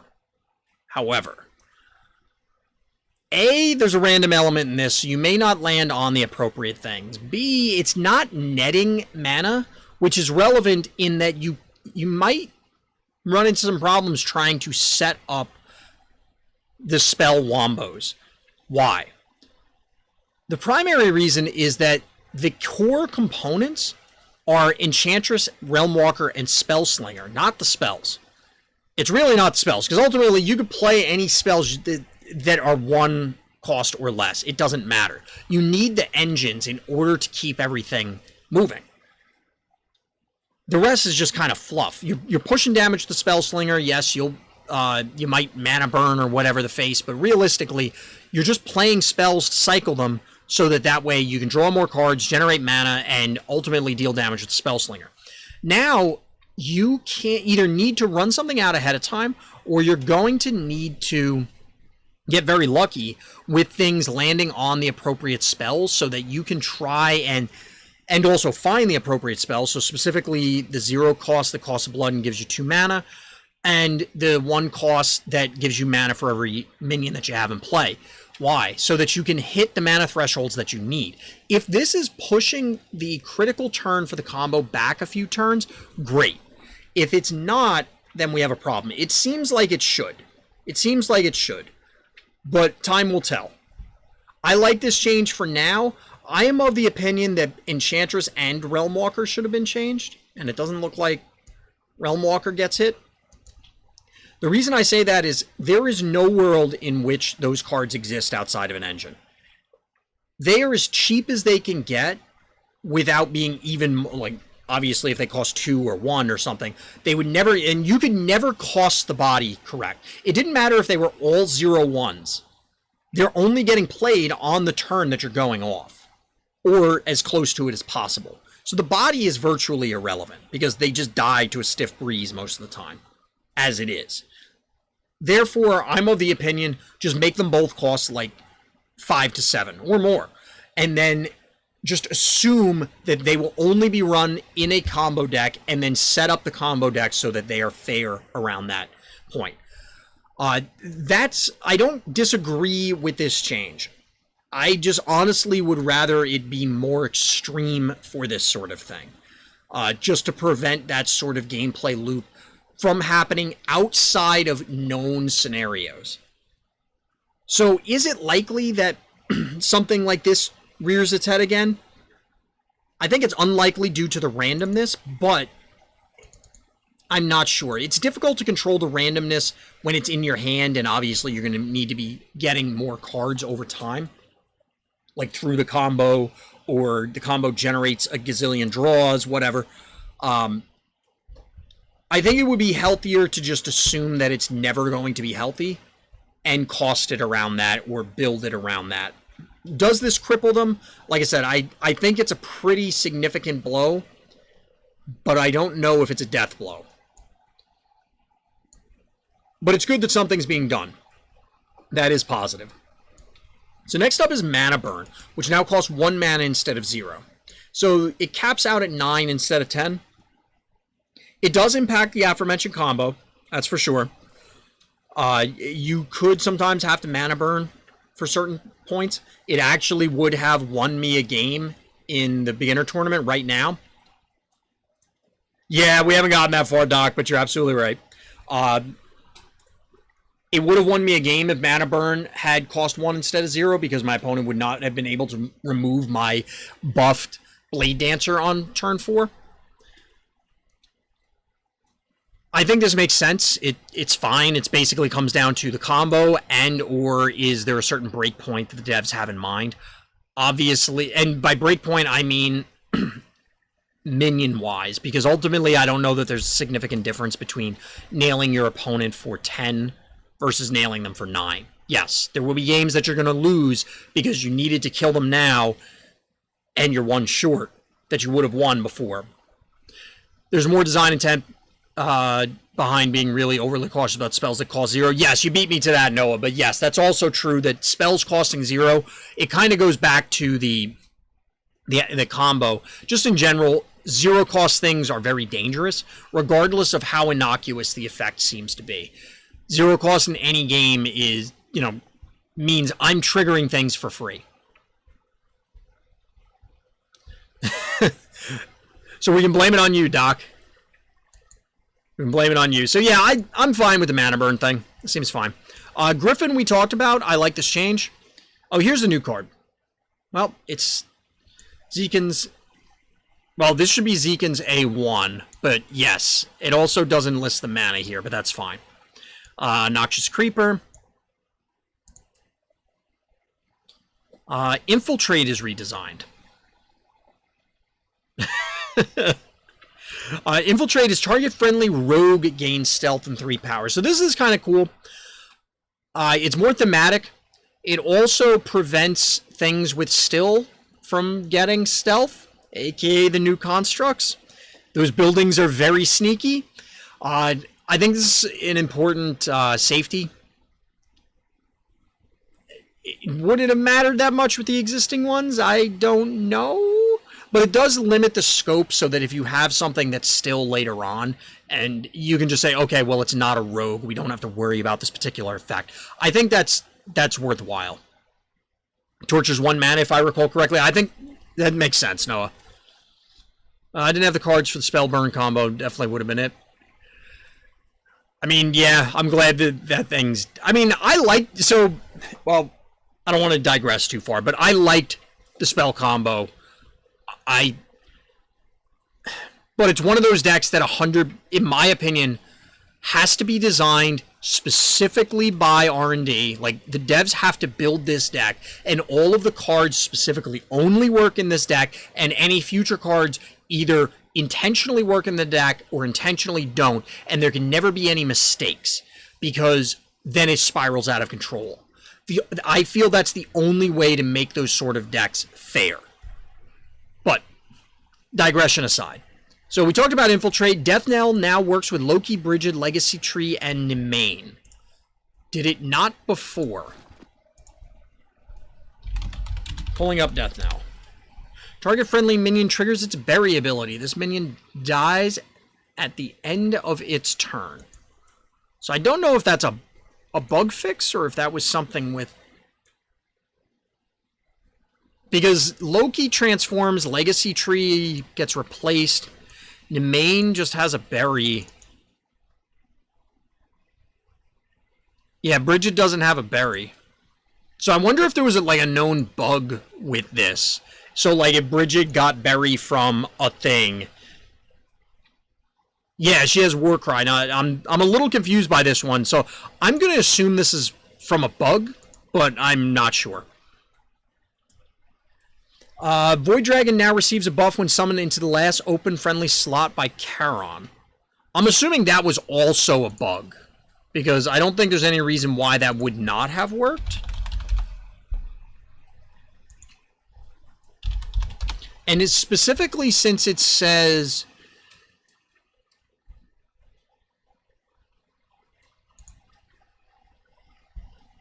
when summoned into the last open friendly slot. I'm wondering if there was a bug with this. That seems like that's the case. Lionheart Knight now buffs other friendlies instead of all friendlies, so a slight nerf, but it's consistent with what we saw earlier, where these board-wide buffs no longer buff the buffer. Does Void Dragon not get the buff if it's not on the last open slot? Void Dragon currently reads, when this exits the void, summon this to an empty slot. its attack and health are doubled. So I'm assuming the interaction between its own resummon and the Charon resummon somehow broke it, is what I'm assuming this is fixing. I mean, either way, now it works, so. I definitely saw a Void Dragon not get the buff, but I don't recall if it was only that specific. Yeah, that's what it seems to be, but I'm not sure. I'm assuming it's a buff. Or a bug, rather. Soul Slasher is redesigned. Frenzy, this gets +2/-1, and minions killed by this are banished. So, as correctly pointed out by Doc Traffic, Ding Dong, the Ogma combo's dead. Yeah. It's only going to grow to a certain level. We saw Ogma have somewhat of a nerf earlier. It also banishes things, so it's not going to work with Legacy Tree. Yeah. I'm going to go out on a limb and say this thing's dead in the water. Which I don't think anybody's going to lose too much sleep over, Doc Traffic aside. Void Mage is redesigned. Warcry, draw a random spell from your Void.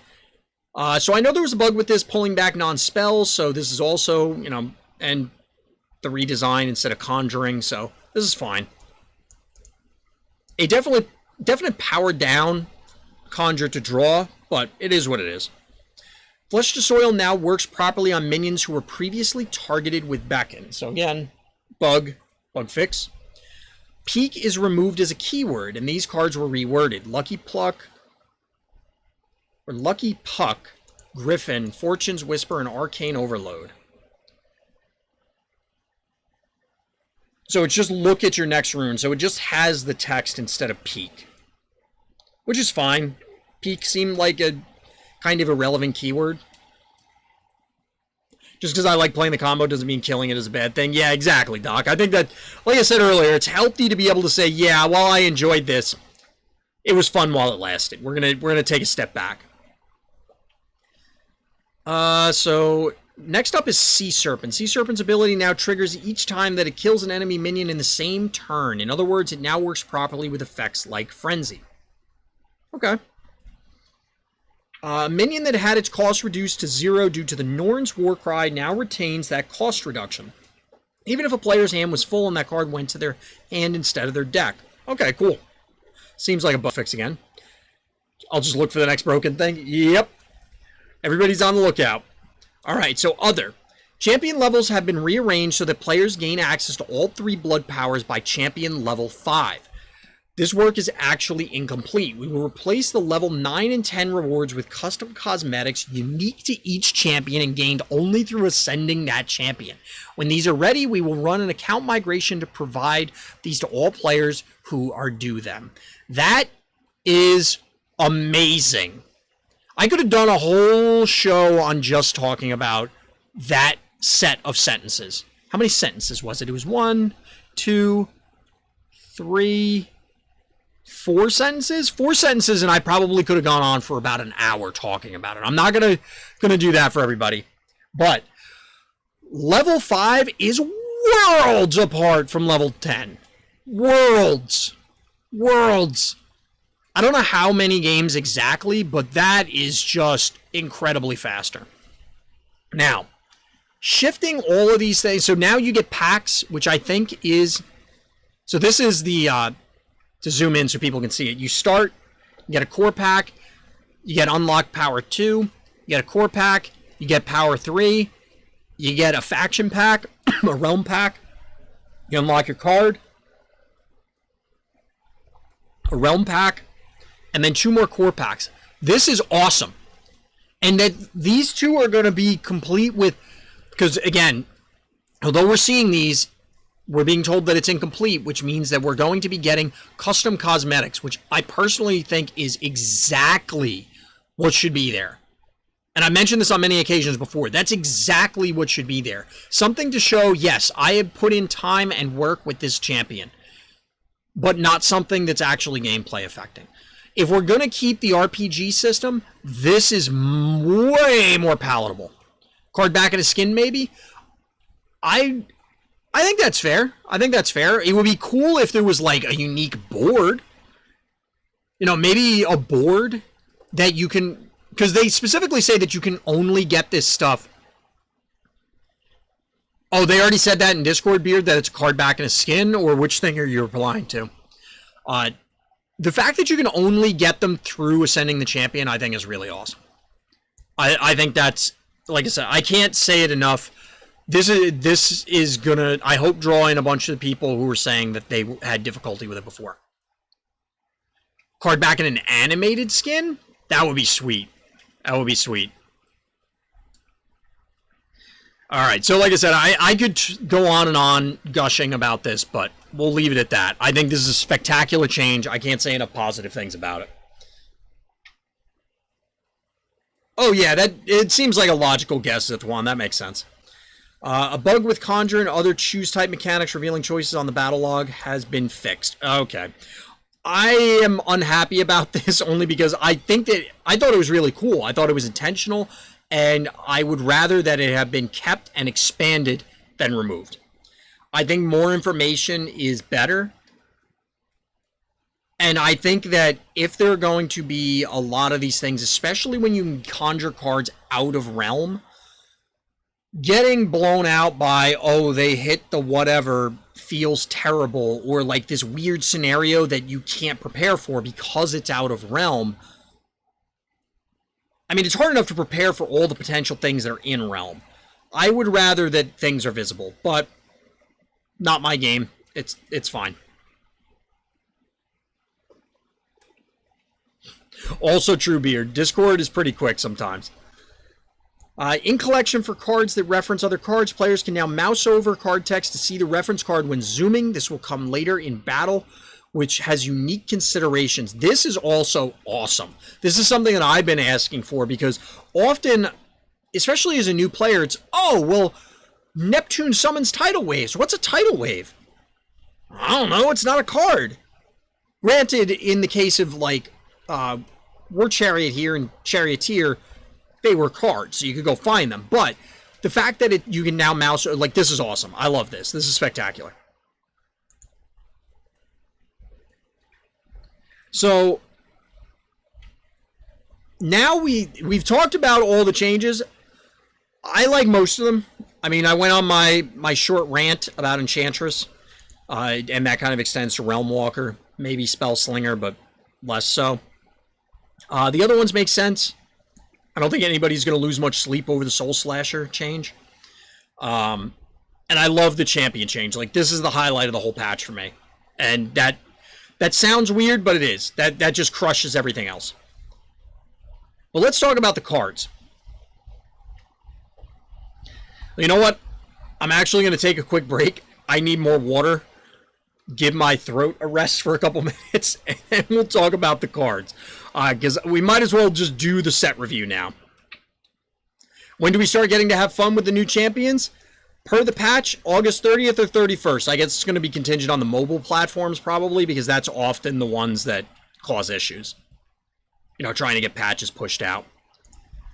And all of this is in the same patch, so it's going to be a presumably sizable patch. All of this stuff is going in, so we're going to get champion reworks, we're going to get new cards, we're going to get balance changes. It's a whole new world of Runestrike. So, like I said, I'm going to take a quick break. I'm going to run a quick commercial, and then we'll be right back. And we are back. So, when we last left our champions, I was going to say heroes, but champions. I know the actual idiom is heroes. I say it all the time. We're going to dive into the new cards. So, new card numero uno. Now, not all of these are new. Many of these were revealed already on various streams by other content creators, myself included, or by the official accounts. But we're just going to go through all of them, and I'll give a few thoughts on them because, you know, we might as well. We're already a couple hours, several hours into everything, and why not? So, Fortune's Whisper. 1 cost, look at the top 3 runes in your opponent's deck. Probably should be of your opponent's deck, but whatever. Select one to place on the top of the deck, then place the remaining 2 on the bottom of the deck. Weird artwork aside, where I think everybody had this because she's wearing this weird cape. It looks like her arms are coming like out the sides of her head. And I thought she was supposed to be a monster when I first saw this artwork. But she has normal arms, normal shoulders. It's just very poofy around here. I hate to start off with this card only because I don't care about this card. This card is not for me.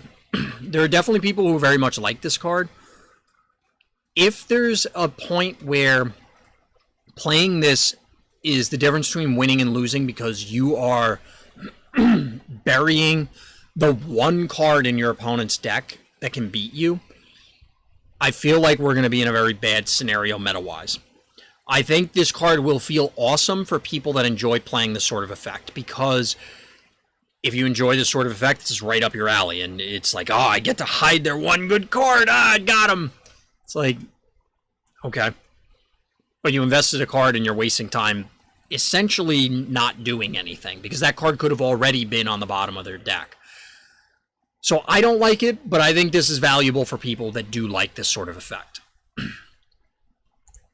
Next up is, not the Chosen One, just Chosen One. Target friendly minion. Or train, oh my god, I can't read. We're starting over. Chosen One, 5 cost. Train target friendly minion. Then, destroy all other friendly minions and summon a devoted conscript in each of your empty slots. Do we have devoted conscript on here? Let me close this real quick. Yes, we do. So this will be easier, and then we'll go back to the other view. So a devoted conscript is a 1/1 for 1 with bury. Add a random light spell to your hand that costs 2 or less. So this is a very weird card. It's also the legendary for this release. It's very weird because at 5, it's a pretty significant cost. Like, this needs to do something valuable. You get to train a minion, which is, okay. There are some decent train options. Killing all your other stuff isn't necessarily bad, and that's actually the part of the card that I'm most excited for. I don't really care about the devoted conscripts. They don't... They replace themselves, but it's... Obviously, there's no guarantee what you're getting. You can get hot garbage. 2-cost spells generally, especially over the long term. When we're talking randomness, you know, the bell curve is going to flatten out, and we're going to, well, maybe not flatten out, it's going to even out, and as a result, you're going to end up with, okay, well, this is a 2-cost card. It's not great. It does block something for a turn, but that could also be bad because it's gumming up your lanes. Notably, you don't have to destroy anything by the way this is worded. You'll just get the conscript, so if you only have 1 minion out and you build a mostly minionless deck, you could still Chosen One a single minion. Or, well, you have to target something, I think, so you can't just play this on an empty board. I don't know, I'm not... This feels like there's way too many weird things with it. Normally I say, oh, there's so much card text on it, it's gotta be good, but it's not all positive card text. It's like conditionally good. And I'm not super enthusiastic about Chosen One personally. Again, it may be an effect for people that are not me. You know, like there might be people out there that love this. But it feels like it's a lot of effort to make something mediocre happen. Unless there's suddenly never going to be 2-cost light spells again, you can almost guarantee that you're hitting specific things. Or there's enough bury effects that nuking your side of the board is worthwhile.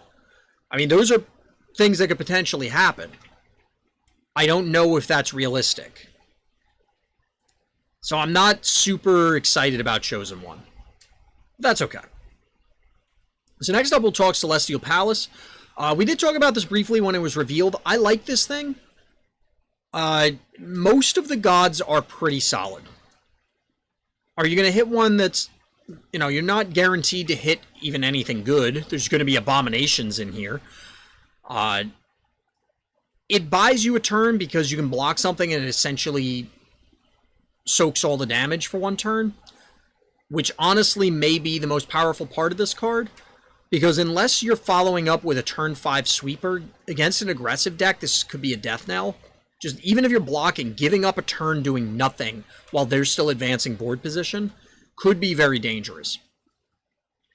I think it's fine. Like, I think this can be played. I think this is playable. A new champion is in the works, but they aren't ready to announce it when it's ready. Nice. Nice. Definitely looking forward to it, but we essentially have a whole bunch of new champions because of this patch, so I'm okay if they take a little time cooking it in the oven.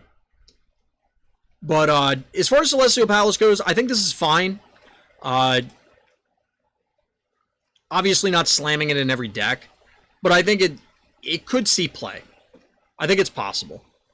This is a kind of a middle-of-the-road score for me, personally. I don't usually do, like, a scoring chart or something, but I could see this getting played, but I don't know how much.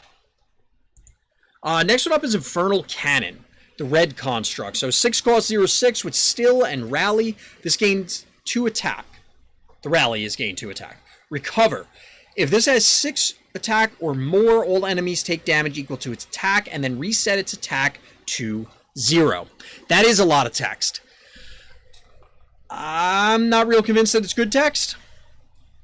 So, if you had the old Ogma A2, I could see this possibly getting somewhere, because then it's just A2 plus any card is bang, hit my opponent's board for 6. And that's a lot of damage, whether it's face or it's clearing the board. There's a lot of text to say dies to removal. Yes, it's very much going to be an X for 1 in your opponent's favor a lot, I think. There aren't a whole lot of great buffs with this, and notably, the last line where last part where it says reset its attack to 0 means that, let's say you even get a permanent buff. Like, let's say you did Brienne, and you played this, and then you played the split 10 plus 10 plus 10 across your guys card. This then resets to 0. It's like, oh, I did 10 to your board. Well, I'm going to reset. I'm going to get annoyed to get that as an epic. I'm not going to be very excited either. This is another card that definitely goes in the pile of, there's a specific player archetype that wants this kind of card, and they are going to love it. This also informs why Infiltrate got changed to some extent, because imagine this with Stealth, where you can't attack it, it can't attack, and you can't target it. Now, I think your opponent can't buff it as well, so they need to really jump through some hoops to get the attack to grow outside of it naturally doing it every 3 turns. This feels way too slow.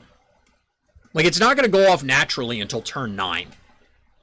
And it's not even going to do it at the start of your turn. It's going to do it as a recover, which normally is fine, but the problem here is that what if you needed to clear blockers?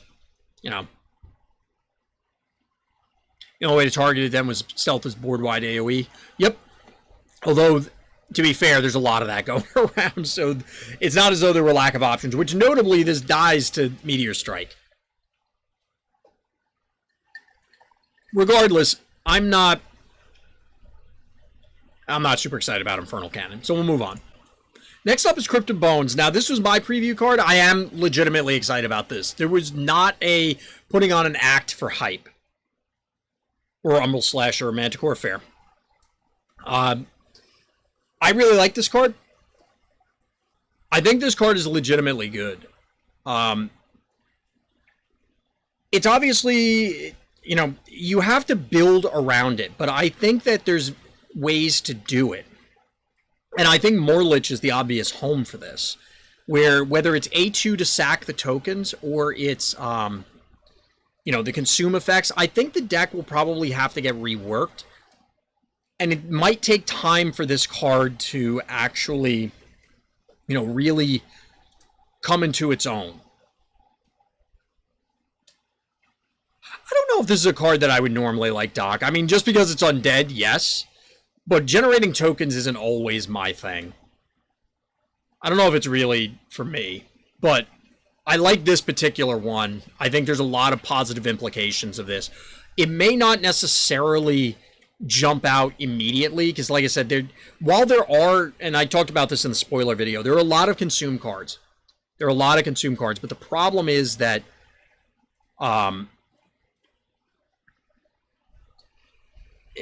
there's not a high density of them in specific factions, so you're gonna end up having to reach a little bit. Like, you can't just rely on consume. Hey, Chiller, what's good? So next up is Druid Ruins. I think this was Beard's preview. Satisfied Beard's preview. This becomes good with more consume in the future. Absolutely, Doc. This one kind of scares me a little bit. This one scares me a little bit because, as mentioned in the Emrys rework, I was going to say preview, but that wasn't the right way to put it. In the Emrys portion, the devs were talking about how it could spiral out of control early on. Hyperia as well, also true. Like, this could produce some really obnoxious board states very quickly, where you basically have to have, you have to have one-for-one removal. You'll never punch through it in combat, and you'll never punch through it in via burn, which is not great. It comes out pretty early, like 3 is relatively cheap. I mean, buffing Druid Ruins isn't fantastic. This thing being a 0/6 is okay. You can kill it relatively quickly. Like, if you went first, your opponent plays this, excuse me, you play Sickle Stalker as Ogma, and you A2 it. Alright, you got it. I think that's reasonable, but this thing has to die quickly. If it gets 2 activations, I think the Druid Ruins player is way ahead, and could easily snowball that advantage. And that's potentially problematic. Like, this thing could be very, very strong. So next up is Mage Tower. This is a 4-cost 0/8 with Still. Whenever you play a mage, add a random spell to your hand with mana cost equal to your remaining mana. So, notably, this can go outside of realms. So if you play on curve, like you go turn 4 Mage Tower, turn 5, 5-cost Mage, whatever one, you're not guaranteed to get, say, mana burn. I mean, you wouldn't be guaranteed anyway, but, you know, it's not constrained. So, most likely, you're getting, you know, you're probably getting 0 costs. You could, well, maybe not, most likely. I think it's just going to be clunky. There's definite possibilities with this, because every mage now has a draw card clause attached to it.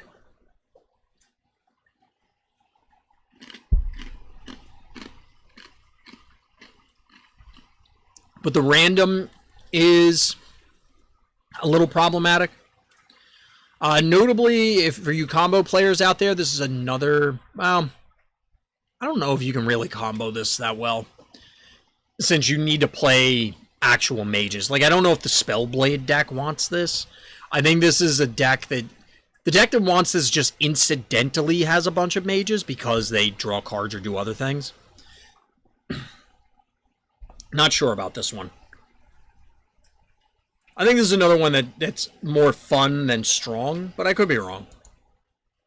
Next up is Sacred Temple. Usual Still. It's 5 for 0/8. Rally, add a random priest to your hand. Give it Warcry. This is protected for 1 turn. So this card is probably going to be, at least in the short term, supremely obnoxious. More on the obnoxious end than the powerful end, just because the quantity of priests currently is not very high. So there are priests in several factions. You have 2 that are in Chaos, 1 that's in Nature, a bunch in Light, 1 in Shadow, and then 2 that are neutral. Most of them are not very good. Most of them are not very good, and you'd be using them to chump block. However, now they chump block twice, so there is that. You could also use the Light guy, what's he called, Temple Monk, that your priests are protected for 1 turn so that you can continue to chain protection, which is where I think that this would come in. But the fact that it comes down on 5 means that you're waiting until 6 to play, like, Vestal Virgin, or Druid Priest, the nature one. I mean, the Chaos ones are okay. And again, since you're getting things from out of faction, maybe this is fine. And it will obviously grow in power because it's kind of hard to make the argument that there are going to be worse priests. But this is okay. This is only okay, I guess is the better way to put it. I'm not super excited about this one, only for the future potential. Right now, I think it's just going to be super obnoxious. And games will be won with this thing just because you happen to chain blockers in an obnoxious fashion. Like, Protected is a very powerful thing. Especially, maybe you chosen one your stuff away. Like, you chosen one this, clear out your other stuff so that you can free up your lanes, and then you do a thing. I don't know. A lot of them do have war cries. Well, a bunch of them do have war cries. At least the light ones. So it's possible that in Dawn, maybe there's something there. I don't know. Given the low power level of the priests, I'm not sure. I can definitely see something happening, but I can't quite picture exactly what it looks like yet. So next up is Scout Ahead. It's a 3-cost, draw a rune for each enemy minion in play. This is a common effect, and most people who played card games before will have seen something like this at some point, and it's fine. I've mentioned before that I think every faction should be able to do the base level card game things, draw cards, remove cards, that sort of stuff. So this makes sense. You like it but not in green? Why not in nature? Oh, just because you think it doesn't quite... This seems like myth. I could see that. I mean, it makes sense, given the name and stuff. Green already had Owl. I mean, it's okay if they have extra draw. I don't think having more is a problem. I get what you're saying about my previous point about every faction being able to do everything, but... it's in a different way here, where this is more burst draw as compared to the Owl, which is consistent. Well, it's consistent as long as it lives. I don't know. I like this thing, but I like it in that it's just fine. I don't like this sort of effect normally. 3 might be kind of clunky, but I guess that's kind of what this has to cost. I think it's okay. This in Myth or Order, but of the big butt creatures. I can see that. That makes sense. So next up is War Barracks, which was Braxman's preview. It's a 4-cost 0/8. Still in Rally, add a random soldier to your hand. Give it War Cry, train this minion. Very thematic. Very thematic.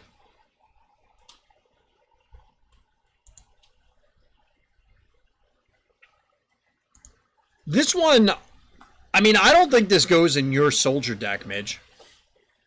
I don't think it fits in the aggressive soldier deck at all. I think this is a more mid-rangey soldier build that is focused on chaining all of the good Warcry effects and things like that, building up a ton of shield, getting this super powerful board. I think soldier mid-range and Ramses. I mean, that makes sense, yeah.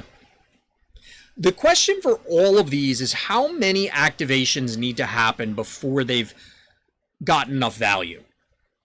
War Barracks is even at 1. Anything beyond that is great. I mean, obviously you could hit, you could hit something super powerful, or you could hit garbage. Like Peasant Recruit with Train might be okay. It might be terrible.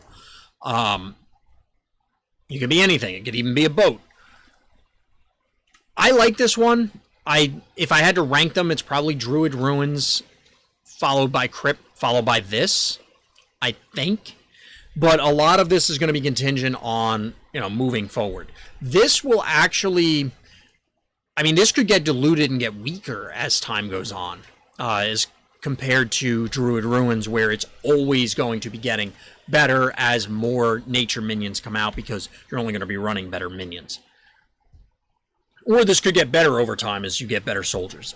It's all going to depend on, because this is truly random. You know, it's what's the average soldier worth. So, I do like this one, though. I think this one has some potential. I think if you get 2, it's fine. I think if you get 2, you're ahead. But it's pay 4, draw 2 soldiers. And then it's really going to be contingent on the soldiers themselves. Like I said, you hit peasant recruit twice and be like, all right, I got nothing.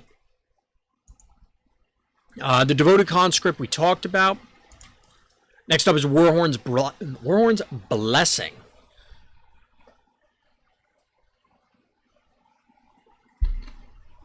This is a 2-cost order spell that's conjure a minion with Warcry. It costs 1 less. So again, can go out of realm. There's a lot of things with Warcry, so this is probably fine. It quote-unquote costs 1 because of the cost reduction. So depending on what you choose, especially later in the game, it's conjure a Warcry minion, play it right now, is kind of what it is. So I think in that respect, with that sort of utility, you could definitely do some worthwhile things with this. Yes, there are some terrible Warcries, but on average, you're likely to find something valuable that's at least going to say, okay, I don't hate myself for playing the Warhorn's Blessing. And every once in a while, you'll blow somebody out with it. The ones where you get absolute garbage are probably going to be very, very rare, and even then, it's still a body, so it still has some value. I think this one's pretty solid. I think this is playable. I don't know exactly what it displaces in existing deck lists, so maybe there's something new that has to feature it, or just some rethinking has to go on. So we talked about Chosen One. I don't know. I don't know what to think about this thing. It's just so weird. They're bad cards, but Enter the Battlefield is generally not bad. I agree, Midge. There are bad ones, but for the most part, you're going to come out with something fine with the Warhorn. Chosen One, however, I don't know. It feels like a card that's a future seed card, as in there's a deck that's coming, but isn't ready yet, and this card is here now, so it feels out of place. But it might be worthwhile down the line. Here's the conscript again. So those are the new cards. I mean, overall, I like this set. I think there's definitely some interesting things. I'm very excited to play specific cards in here, but there was always going to be, looking at it from a competitive perspective, the card pool is always inherently smaller because competitive play shrinks the card pool naturally. So I'm excited to try some of these out. Other ones I'm not necessarily looking forward to opening, but we'll see. Maybe somebody will come up with something cool and we can steal their deck list and we'll mess around with it. So here are the changes, or the cards that were changed. Notably, here's the new Griffin. But that'll do it for this time, everybody. Very long talk about the upcoming patch. I'm very excited about it. It's very positive, and I'm looking forward to playing more Runestrike. So as always, everyone, thank you for listening. Thank you for watching. And Black Lives Matter.